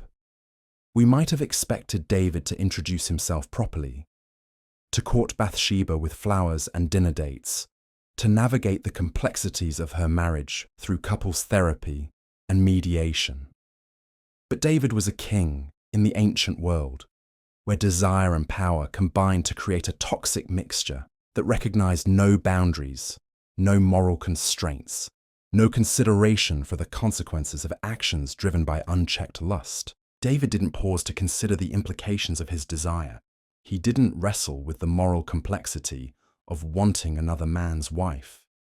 He simply acted with the decisiveness that had made him a great warrior and a terrible husband. "Find out about this woman," he commanded his servants, and when they returned with the information that she was Bathsheba, daughter of Eliam and wife of Uriah the Hittite, David's response was immediate and devastating. "Bring her to me." The text is brief, almost clinical in its description of what happened next. She came to him, and he slept with her. But behind those simple words lies a complexity of power, desire, and consequence that would make modern scandals seem like minor infractions. This wasn't a consensual encounter between equals. This was a king using his authority to take what he wanted from a subject who had no power to refuse. Bathsheba had no choice in the matter. When the king of Israel summoned you to his palace, you came. When he desired you, you submitted. The idea that she might have refused, that she might have said no to the most powerful man in the kingdom, was simply not realistic in the ancient world. She was as much a victim of David's abuse of power as she was a participant in adultery. Compare this to our modern understanding of consent, where we've recognized that true sexual intimacy requires not just the absence of force, but the presence of genuine choice, of equal power, of mutual desire freely expressed. David's encounter with Bathsheba was none of these things. It was the abuse of royal privilege, the exploitation of power differential, the reduction of a human being to an object for gratification. The consequences were immediate and devastating. Bathsheba became pregnant, and in the ancient world, adultery was a capital offense for both parties. But David, rather than facing the consequences of his actions, chose to compound his sin with an even greater evil. He summoned Uriah back from the battlefield, hoping to trick him into sleeping with his wife so that the pregnancy could be attributed to the rightful husband. But Uriah, noble Uriah, loyal Uriah, refused to go home to his wife while his fellow soldiers were camped in the open field. "The ark and Israel and Judah are staying in tents," he declared, "and my commander Joab and my lord's men are camped in the open country. How could I go to my house to eat and drink and make love to my wife? As surely as you live, I will not do such a thing." Uriah's integrity in the face of David's manipulation is heartbreaking. Here was a man who understood honor, who recognized that pleasure and comfort were secondary to duty and loyalty, who refused to enjoy the intimacy of marriage while his brothers in arms were suffering in the field. His faithfulness to his calling made David's betrayal even more heinous. When David's first plan failed, when Uriah refused to be manipulated into providing cover for the king's adultery, David escalated to murder. He wrote a letter to Joab, his military commander, and gave it to Uriah to carry to the front lines. The letter contained Uriah's own death sentence. "Put Uriah out in front where the fighting is fiercest, then withdraw from him, so he will be struck down and die." The bitter irony is inescapable. Uriah, the faithful soldier, carried his own death warrant, delivered by his own hand to the man who would execute it. David's desire for Bathsheba had transformed him from a man after God's own heart into a murderer, an adulterer, a man who would sacrifice his most loyal servants to cover up his own sin. The plan worked perfectly. Uriah was killed in battle, and after a period of mourning, David married Bathsheba.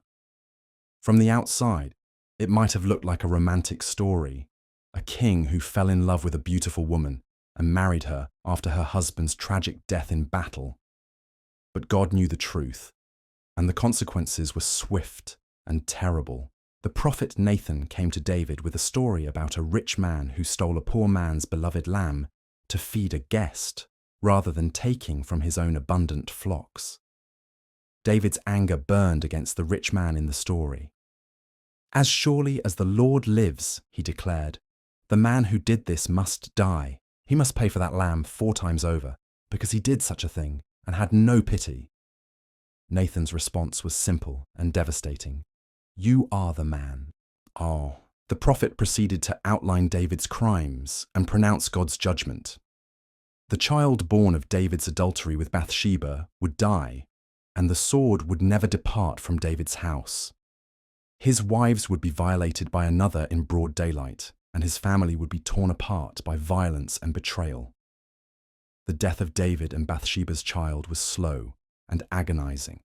For 7 days David fasted and prayed, lying on the ground, pleading with God to spare the innocent life that was paying the price for his sin. But on the 7th day, the child died, and with him died something in David's heart that could never be restored. Yet even in judgment, there was mercy. David and Bathsheba's second child was Solomon, who would become the wisest and wealthiest king in Israel's history. From the ashes of adultery and murder, God brought forth a ruler who would build the temple, establish Israel's golden age, and become a symbol of divine wisdom and blessing.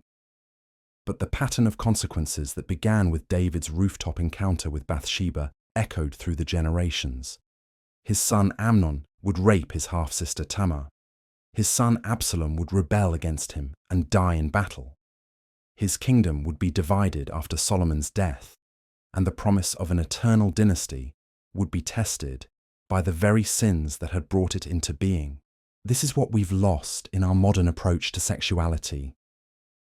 The understanding that our choices have consequences not just for ourselves, but for our families, our communities, our descendants.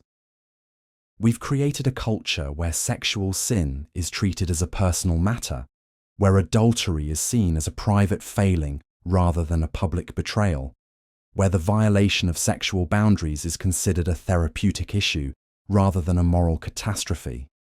But David's story reminds us that sexuality is never just personal, never just private, never just between 2 consenting adults.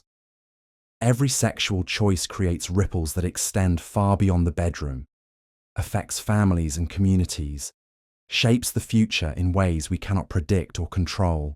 The biblical understanding of sexuality was built on the recognition that we are not isolated individuals, but part of a larger story, connected to families and communities, and ultimately to God Himself.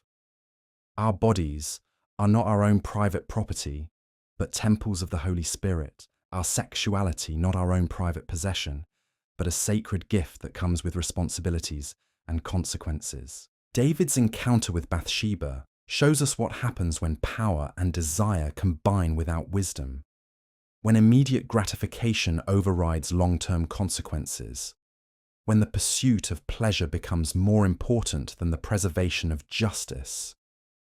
It's a cautionary tale that speaks directly to our modern culture of sexual entitlement, where powerful men use their position to exploit those who cannot refuse them, where the abuse of power is justified by the language of desire. In our world of celebrity scandals and corporate harassment, of dating apps that reduce human beings to disposable objects, of hookup culture that separates physical intimacy from emotional connection, David's story feels remarkably contemporary. We've created systems that enable the powerful to exploit the vulnerable, that treat sexuality as a commodity rather than a covenant. that prioritize individual desire over communal responsibility. The ancient voices call to us across the centuries, reminding us that there was another way, a time when sexuality was understood to be sacred, when physical intimacy was seen as a reflection of divine love, when the violation of sexual boundaries was recognized as a betrayal not just of individuals but of the very order of creation itself. As the sun sets over Jerusalem, as the shadows lengthen across the palace rooftops where David once walked in restless desire, we find ourselves confronted with the eternal question. What are we willing to sacrifice for the sake of temporary pleasure? Are we willing to betray trust, to abuse power, to destroy lives for the sake of satisfying our desires? Or are we willing to choose the harder path, the way of patience and commitment, the way of love that serves rather than takes, that builds rather than destroys? The oil lamps flicker in the palace chambers, and in their dancing light, we see the eternal human drama playing out once again. Desire and duty, power and responsibility, immediate gratification and long-term consequences. These themes echo through the centuries, reminding us that the fundamental challenges of human sexuality have remained constant even as the external circumstances have changed. In David's story, we find not just a cautionary tale about the dangers of unchecked desire, but a profound meditation on the nature of power itself. His abuse of Bathsheba wasn't just a sexual sin, it was a betrayal of his calling as king, a violation of his responsibility to protect the vulnerable, a corruption of the very authority that God had given him to shepherd his people. The night deepens, and the ancient stories continue to unfold, each one a reminder that in the realm of human sexuality, there are no neutral choices, no actions without consequences, no private sins that don't affect the public good. In the patient devotion of some and the destructive obsession of others, we find a mirror for our own time, our own choices, our own understanding of what it means to be human in a world where the most intimate experiences are also the most sacred. The stars wheel overhead in their ancient patterns, and in the darkness that surrounds David's palace, we find ourselves face to face with the consequences of treating sexuality as mere physical gratification rather than sacred covenant.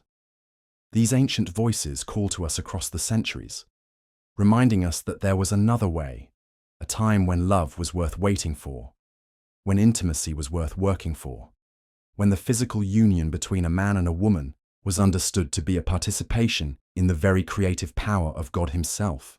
The desert wind carries the scent of myrrh and frankincense, and in its whispers we hear the eternal choice that faces every human heart, the way of selfish desire that leads to destruction, or the way of selfless love that leads to the deepest satisfaction the human soul can know. In this choice, we find not just the key to understanding biblical sexuality, but the secret to discovering what we've lost in our modern rush toward instant gratification and endless entitlement. The flames in the temple courtyard burn lower now, casting longer shadows across the stones where pilgrims once brought their offerings, where priests once mediated between heaven and earth, where the sacred and the profane met in the daily rhythm of worship and sacrifice. In these shadows, we glimpse the outline of another story, one that will take us even deeper into the mysteries of desire and devotion, of how the pursuit of love could become a journey into the very heart of God himself. The incense smoke curls upward from the temple altars, carrying with it the prayers of countless souls who understood that love, true love, was not something to be grasped, but something to be received, not something to be conquered, but something to be consecrated. And in this sacred smoke, we find ourselves drawn to another tale, one that will show us how the most profound intimacy could emerge not from the pursuit of pleasure, but from the pursuit of God himself. Picture, if you will, a young woman named Mary living in the small village of Nazareth during a time when the Roman Empire stretched its iron fist across the known world. She was perhaps 14 or 15 years old, betrothed to a carpenter named Joseph, her future mapped out according to the ancient customs that governed every aspect of life in first-century Palestine. In our modern world, she would be considered barely more than a child, too young for the responsibilities that awaited her. But in her time, she was on the threshold of womanhood, prepared by her mother and the women of her community for the sacred duties of wife and mother. The betrothal period in ancient Israel was far more significant than our modern concept of engagement. When Joseph and Mary were betrothed, they were legally bound to each other as surely as if they had already been married. The only difference was that they had not yet consummated their union, had not yet come together in the physical intimacy that would complete their covenant. This period of waiting, of preparation, of anticipation was understood to be sacred in itself, a time when the couple could know each other's hearts without knowing each other's bodies. But Mary's story would unfold in ways that no betrothal had ever prepared her for. The angel Gabriel appeared to her with an announcement that would change not just her life, but the entire trajectory of human history. "Greetings, you who are highly favored," the angel declared. "The Lord is with you." And then came the impossible promise. "You will conceive and give birth to a son, and you are to call him Jesus." Mary's response reveals something profound about the biblical understanding of sexuality and divine purpose. She didn't ask how this could be romantically fulfilling or emotionally satisfying. She asked the practical question that any young woman would ask: "How will this be, since I am a virgin?" The angel's answer spoke of the Holy Spirit, of the power of the Most High, of conception that would come not through human passion, but through divine intervention. "I am the Lord's servant," Mary replied. "May your word to me be fulfilled."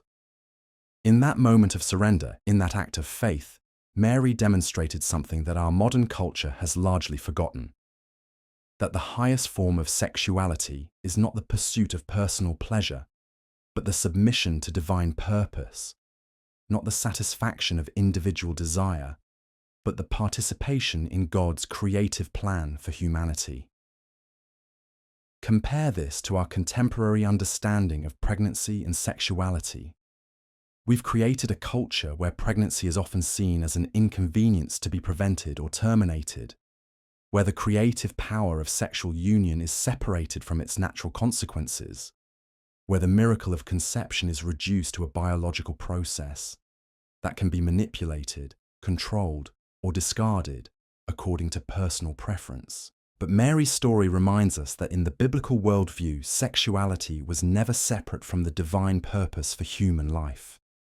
The physical union between a man and a woman was understood to be a participation in God's creative power, a sacred act that could bring forth new life, new possibilities, new chapters in the ongoing story of salvation. Joseph's response to Mary's pregnancy reveals another dimension of biblical sexuality that we've largely lost in our modern world. When he discovered that his betrothed was pregnant, he could have had her stoned according to the law. He could have publicly shamed her, could have made an example of her, could have used her situation to enhance his own reputation as a righteous man who would not tolerate unfaithfulness. Instead, the text tells us that because Joseph, her husband, was faithful to the law, and yet did not want to expose her to public disgrace, he had in mind to divorce her quietly. This wasn't just kindness, it was a profound understanding of what it meant to be a man in relationship to a woman. Joseph's first instinct was to protect Mary, to shield her from shame, to find a way to preserve her dignity even when her pregnancy seemed to be evidence of betrayal. But then the angel appeared to Joseph in a dream, explaining the divine nature of Mary's conception and commanding him to take her as his wife.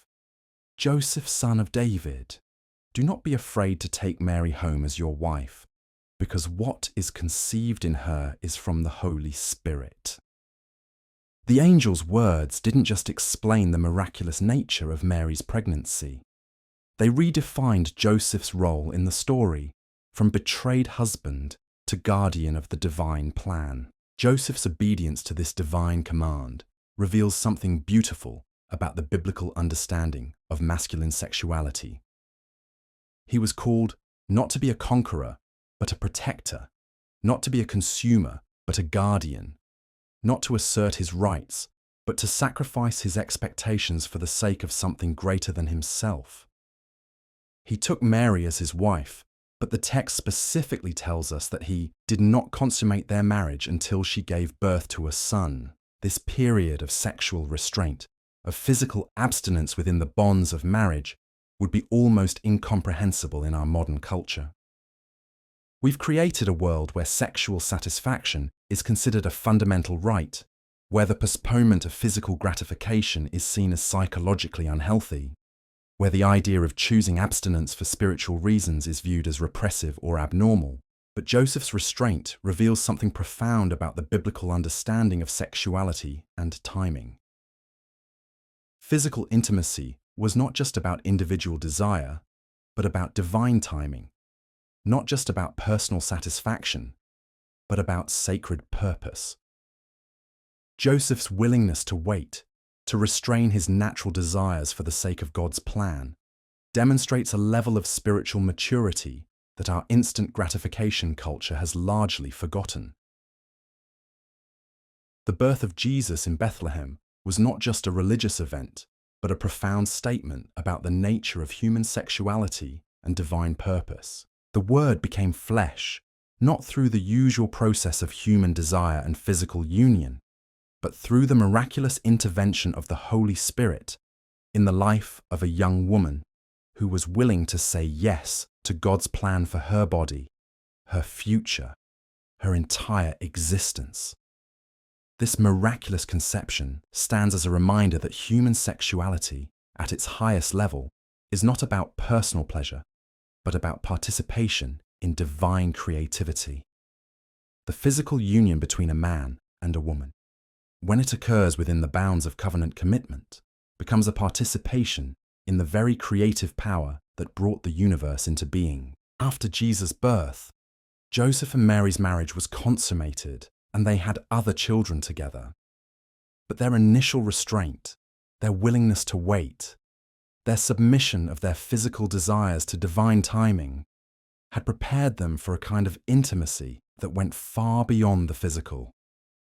They had learned to love each other, not just as bodies, but as souls, not just as partners in pleasure, but as partners in the greatest story ever told. The contrast with our modern approach to sexuality could not be more stark. We've created a culture where physical intimacy often precedes emotional intimacy, where sexual compatibility is considered more important than spiritual compatibility, where the physical act of love is separated from the spiritual reality of covenant commitment. But the story of Joseph and Mary reminds us that there was another way, a time when physical intimacy was understood to be the culmination of a process that began with spiritual connection, emotional commitment, and divine blessing. Their relationship shows us what it means to love someone, not just with your body, but with your soul, not just for a moment, but for eternity. The shepherds who came to worship the newborn Jesus found not just a baby, but a family, not just a miracle, but a model of what human sexuality could be when it was surrendered to divine purpose. In that stable in Bethlehem, surrounded by the scent of hay and the warmth of animal bodies, they witnessed the fruit of a love that had been willing to wait, to sacrifice, to trust in God's timing, rather than demanding immediate satisfaction. This is what we've lost in our modern rush toward instant gratification. The understanding that the best things in life often require waiting, that the deepest intimacy often emerges from the willingness to postpone physical satisfaction for the sake of spiritual preparation, that the most profound love often grows in the soil of sacrifice rather than the greenhouse of indulgence.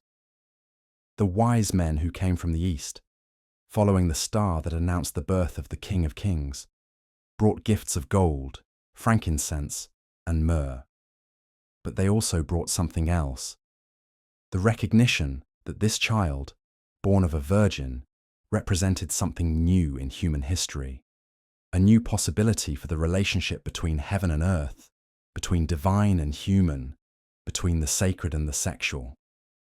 As we watch the Holy Family flee to Egypt, as we see them navigating the dangers of Herod's jealousy and the challenges of exile, we're reminded that even the most sacred relationships face trials, that even the most divinely ordained unions must endure hardship, that even the most spiritually mature couples must learn to love each other through difficulty as well as joy. The years of Jesus' childhood, spent in the carpenter's shop with Joseph, learning the trade that would sustain the family, represent a kind of domesticity that our modern world has largely forgotten.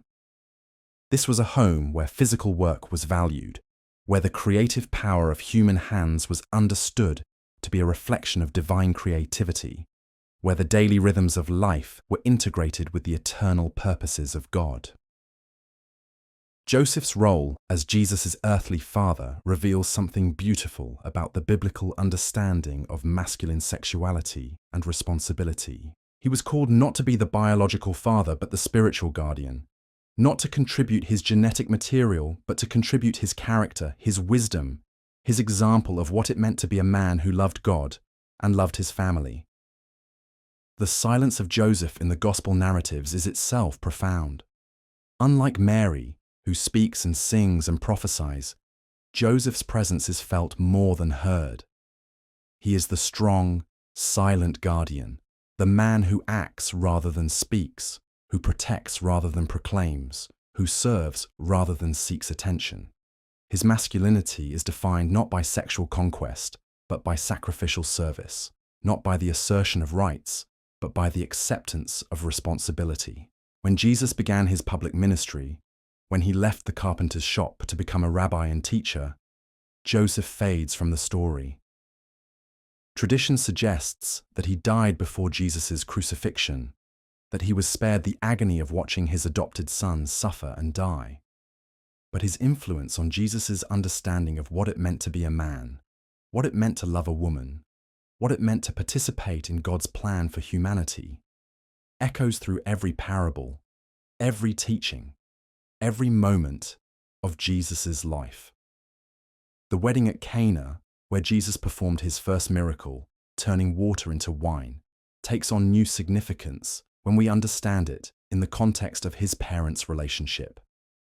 Here was a man who had grown up in a home where love was patient, where intimacy was earned through commitment, where the physical union between a man and a woman was understood to be a sacred covenant that reflected the relationship between God and his people. Jesus' blessing of the wedding celebration, his willingness to use his divine power to ensure that the party could continue, reveals something profound about the biblical understanding of sexuality and joy. Physical pleasure, when it occurs within the bounds of covenant commitment, is not something to be ashamed of, but something to be celebrated, not something to be hidden, but something to be blessed by God himself. The wine that Jesus created was not just better than what had been served before, it was the best wine, saved for last, a symbol of how God's best gifts often come to those who are willing to wait, to commit, to enter into covenant relationship rather than settling for temporary satisfaction.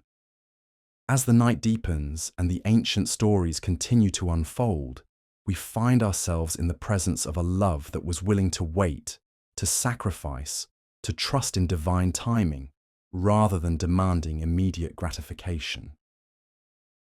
In the relationship between Joseph and Mary, we see a model of what human sexuality could be when it is surrendered to divine purpose, when physical desire is integrated with spiritual commitment, when the pursuit of pleasure is transformed into the pursuit of God himself. The oil lamps burn lower in the stable where Jesus was born, and in their flickering light, we see the eternal pattern that governs all true love, the willingness to put the other's needs before our own, to serve rather than to be served, to give rather than to take. This is the love that created the universe, the love that redeemed humanity, the love that offers us a different way of understanding what it means to be human in a world where the most intimate experiences are also the most sacred.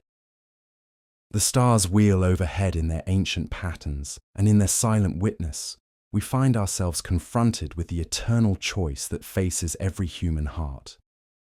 The way of selfish desire that leads to emptiness, or the way of selfless love that leads to the deepest satisfaction the human soul can know. In this choice, we find not just the key to understanding biblical sexuality, but the secret to discovering what we've lost in our modern rush toward instant gratification and endless options. The desert wind carries the scent of myrrh and frankincense, and in its whispers, we hear the ancient promise that love, true love, is not something we achieve, but something we receive. Not something we conquer, but something we consecrate. Not something we possess, but something that possesses us completely. In this understanding, we find the path back to the sacred, back to the eternal, back to the kind of love that is worth waiting for, worth working for, worth whatever sacrifice might be required. The morning light breaks over the hills of Judea, and in its gentle warmth, we find ourselves at the end of our journey through the intimate landscapes of biblical love. We've walked with Jacob through 14 years of patient devotion, watched David risk everything for a moment's desire, witnessed Solomon's wisdom crumble beneath the weight of scattered affections, and stood in the stable where divine love took human form through the willing hearts of Joseph and Mary. What emerges from these ancient stories is not a simple morality tale, but a profound meditation on the nature of human longing itself. In a world where we swipe through potential partners like items on a shopping list, where intimacy has become as casual as a coffee date, where the most sacred human experience has been reduced to a recreational activity, these biblical narratives whisper of something we've almost forgotten. That love was never meant to be easy, that the most precious things in life require the greatest sacrifice, that true intimacy emerges not from instant gratification, but from patient cultivation. The men and women of these stories understood something that our modern culture has largely abandoned. That sexuality is not separate from spirituality, that our bodies are not disconnected from our souls, that the physical union between two people is always, inevitably, a participation in something larger than themselves. They lived in a world where every choice had consequences, where every relationship affected entire communities, where the pursuit of love was understood to be a sacred quest that could either build or destroy, create or corrupt, bless or curse. As the last flames flicker in the temple courtyard, as the final echoes of ancient prayers fade into the desert silence, we're left with a question that each of us must answer for ourselves. What kind of love are we seeking? Are we content with the shallow satisfactions of our swipe-right culture, or are we willing to dig deeper, to wait longer, to sacrifice more for the kind of intimacy that transforms not just bodies, but souls? The oil lamps burn out one by one in the tents of the patriarchs, and in their fading light, we see the eternal choice that faces every human heart. The ancient stories are ended, but their wisdom echoes still. That love, true love, is not something we fall into, but something we rise toward. Not something we stumble upon, but something we build, day by day, choice by choice, sacrifice by sacrifice. Sleep now and dream of love that is worth waiting for, worth working for, worth whatever it takes to make it real. The desert wind carries these ancient whispers into the night, and in their gentle murmur, we find the peace that comes from understanding that some things, the most important things, are worth whatever price we're called to pay.